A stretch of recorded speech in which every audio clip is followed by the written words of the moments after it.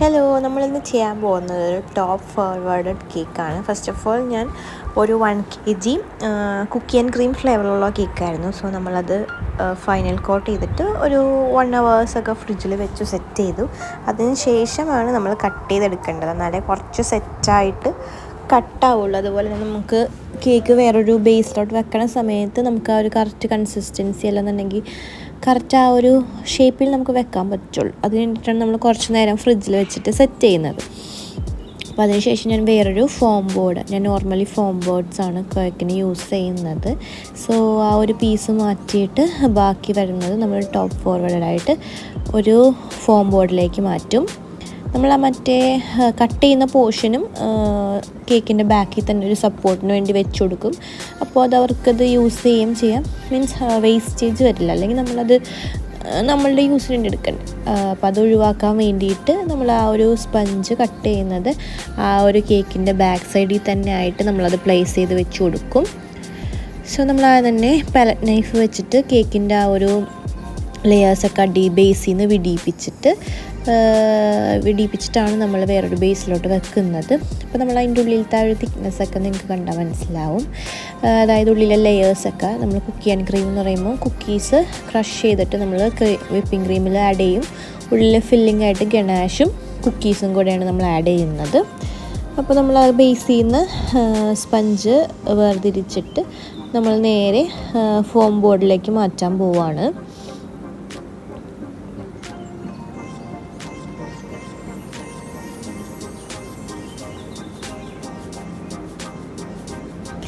ഇങ്ങനത്തെ cake first ചെയ്ത സമയത്ത് എനിക്ക് ഇത് ഭയങ്കര ടാസ്ക്കായിട്ട് തോന്നിയൊരു പരിപാടിയാണ്. പക്ഷെ നമ്മൾ ചെയ്ത് എക്സ്പീരിയൻസ് ആകുമ്പോൾ നമുക്കത് കുറച്ചും കൂടെ ഈസിയർ ആയിരിക്കും. അപ്പോൾ നമ്മളത് പൊക്കത്തേക്ക് ടോപ്പ് ഫോർവേഡായിട്ട് നമ്മൾ നേരെ ബേസിലേക്ക് വെച്ചു. ഇനി നമുക്ക് ചെയ്യേണ്ടതെന്ന് വെച്ച് കഴിഞ്ഞാൽ ബാക്കിലത്തെ കുറച്ച് നമ്മൾ ക്രീം അപ്ലൈ ചെയ്ത് കൊടുക്കണം. കാരണം ബാക്കിൽ പോർഷൻസ് അല്ലെങ്കിൽ പ്ലെയിൻ സ്പഞ്ച് കാണുന്ന വിധത്തിലിരിക്കും. നമ്മൾ ജസ്റ്റ് ഒന്ന് റഫായിട്ട് മാത്രം അതിൽ ക്രീം ചെയ്ത് കൊടുക്കുന്നുള്ളൂ. അത്ര ഫിനിഷിംഗ് ഒന്നും നമ്മൾ ബാക്കിൽ വരുത്തേണ്ട ആവശ്യമില്ല. സോ ബാക്കിൽ നമ്മൾ നന്നായിട്ട് ഒരു കുറച്ച് ക്രീം മാത്രം അപ്ലൈ ചെയ്ത് കൊടുത്തിട്ട് ജസ്റ്റ് ഒന്ന് ഫിനിഷ് ചെയ്തെടുക്കും. അതിന് ശേഷം നമുക്ക് മറ്റേ ബാക്കി വന്ന ആ ഒരു കട്ട് ചെയ്ത പോർഷനും കൂടെ നമുക്ക് ബാക്കിൽ വെച്ച് കൊടുക്കാം.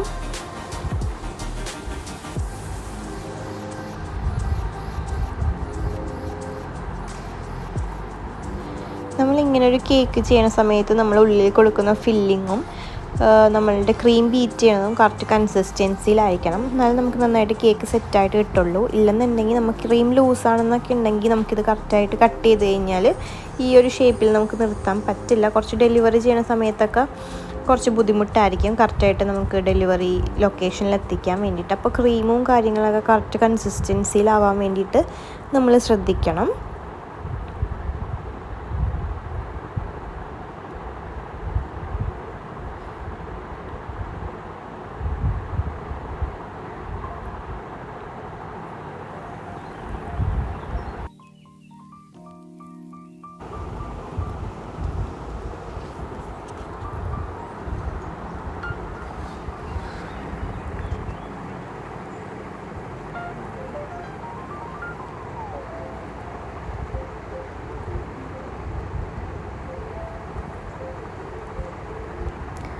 നമ്മൾ ബാക്കി വന്ന പോർഷൻ ഇതുപോലെ വെച്ച് കൊടുക്കുന്നത് നമുക്ക് ബാക്കിലൊരു സപ്പോർട്ടും കൂടി ആവും.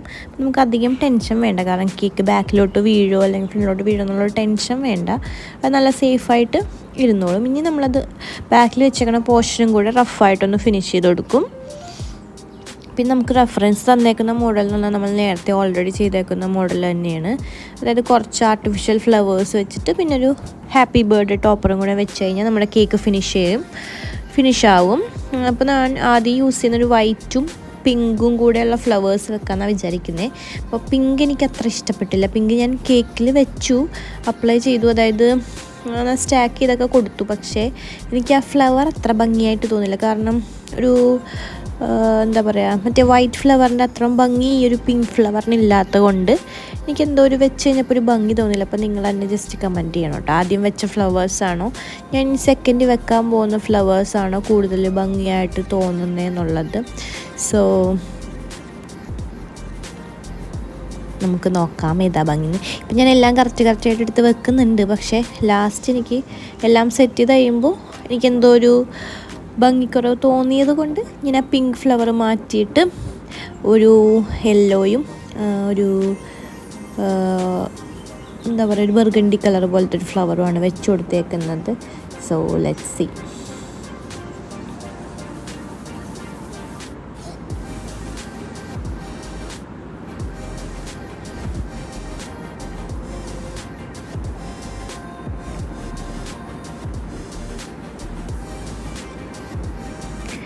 ഞാൻ എപ്പോഴും ഇങ്ങനെ ബൾക്കായിട്ട്, അതായത് ഇങ്ങനെ ബഞ്ചായിട്ടുള്ള കുറച്ച് ബൾക്കായിട്ട് ഫ്ലവേഴ്സ് വാങ്ങിച്ചു വെക്കും.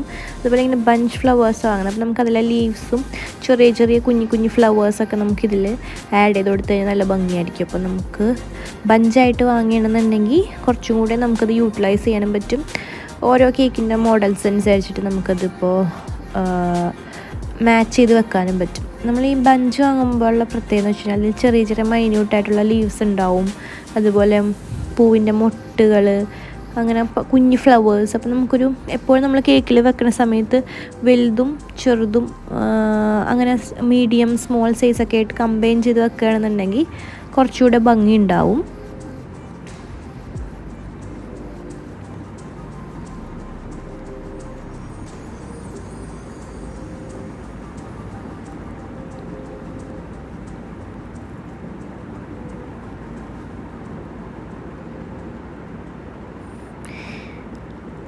കാരണം ഇപ്പം ഞാൻ ഒരു ഫ്ലവർ മാറ്റി നോക്കി, അത് കഴിഞ്ഞിട്ട് മറ്റേതും കൂടെ മാറ്റണമെന്ന് തോന്നിയുകൊണ്ട് ആ ഒരു പിങ്കും കൂടെ മാറ്റിയിട്ട് ഞാനൊരു യെല്ലോ ഫ്ലവർ വെച്ച് കൊടുത്തു.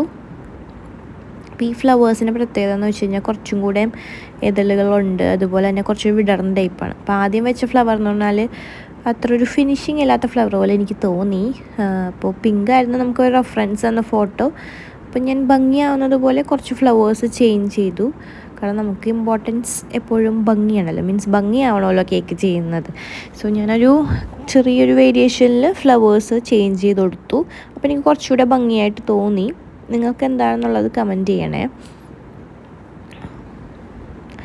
ഇനി നമ്മളടുത്ത് ചെയ്യാൻ പോകുന്നത് വെച്ച് കഴിഞ്ഞാൽ കുഞ്ഞു ഫ്ലവേഴ്സൊക്കെ വെച്ച് കൊടുക്കുന്നുണ്ട്. അതായത് കുഞ്ഞു മൈന്യൂട്ടായിട്ടുള്ള ഫ്ലവേഴ്സ് നമ്മൾ റെഫറൻസ് പോലെ തന്നെ വെച്ച് കൊടുക്കുന്നുണ്ട്.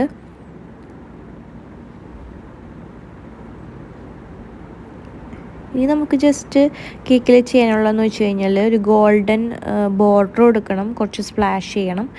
പിന്നെ ഒരു ഹാപ്പി ബർത്ത്ഡേ ടോപ്പറും നമ്മളുടെ ബ്രാൻഡിൻ്റെ ലോഗോയും കൂടെ വെച്ച് കഴിഞ്ഞാൽ റിബൺ വെച്ച് കഴിഞ്ഞാൽ നമ്മളുടെ കേക്കിൻ്റെ വർക്ക് ഫിനിഷ് ആവും.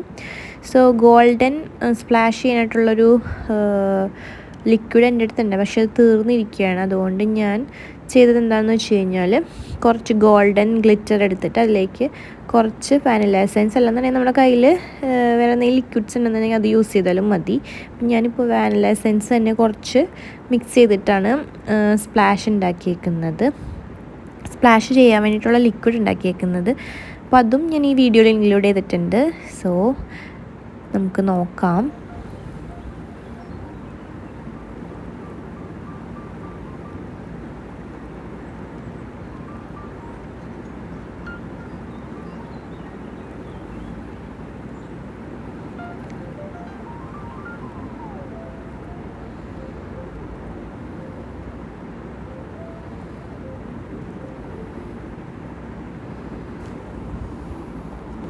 നെക്സ്റ്റ് നമ്മളൊരു ഹാപ്പി ബർത്ത്ഡേ ടോപ്പറും കൂടെ വെച്ച് കൊടുക്കണം. അപ്പോൾ 2 ടോപ്പേഴ്സ് ഉണ്ട്. അപ്പോൾ അതിൽ ഏത് വെക്കും എന്നുള്ളൊരു കൺഫ്യൂഷനിലായിരുന്നു. പക്ഷേ എനിക്ക് സെക്കൻഡ് വണ്ണാണ് കുറച്ചുകൂടെ മാച്ചായിട്ട് തോന്നിയത്. പക്ഷേ ഞാൻ നോക്കിയപ്പോൾ അതിൻ്റെ എയും വൈയും ഒടിഞ്ഞിരിക്കും. പക്ഷെ എന്നാലും ഞാൻ അത് അഡ്ജസ്റ്റ് ചെയ്ത് വെച്ചു. അതായത് നമുക്ക് ഒടിഞ്ഞാലും ഇങ്ങനത്തെ ഒരു ടോപ്പ് ഫോർവേഡ് ആയതുകൊണ്ട് നമുക്ക് ബാക്കിൽ ഇങ്ങനെ വെച്ച് കൊടുത്താൽ മതി. സോ ഞാൻ അഡ്ജസ്റ്റ് ചെയ്തത് വെച്ച് കൊടുത്തു. അതായത് ഹാപ്പി ബർത്ത്ഡേ എന്നുള്ള എ വൈയും കൂടെ ഞാൻ അതിലൊരു ഗ്ലൂ ചെയ്തിട്ട് ആഡ് ചെയ്ത് കൊടുത്തു. അപ്പോൾ ഹാപ്പി ബർത്ത്ഡേ ടോപ്പറും കൂടെ വെച്ച് കഴിഞ്ഞപ്പോൾ നമ്മുടെ കേക്ക് ഫിനിഷായി. അപ്പോൾ കേക്കിൻ്റെ ഫൈനൽ ലുക്ക് എങ്ങനെയുണ്ടെന്ന് നിങ്ങൾ കമൻറ്റ് ചെയ്യൂ കേട്ടോ. ഇഷ്ടമായോ, ആദ്യത്തെ ഫ്ലവേഴ്സാണോ ഇഷ്ടമായത്, സെക്കൻഡ് ഫ്ലവേഴ്സാണോ ഇഷ്ടമായെന്നുള്ളത് ജസ്റ്റ് കമൻറ്റ് ചെയ്യൂ.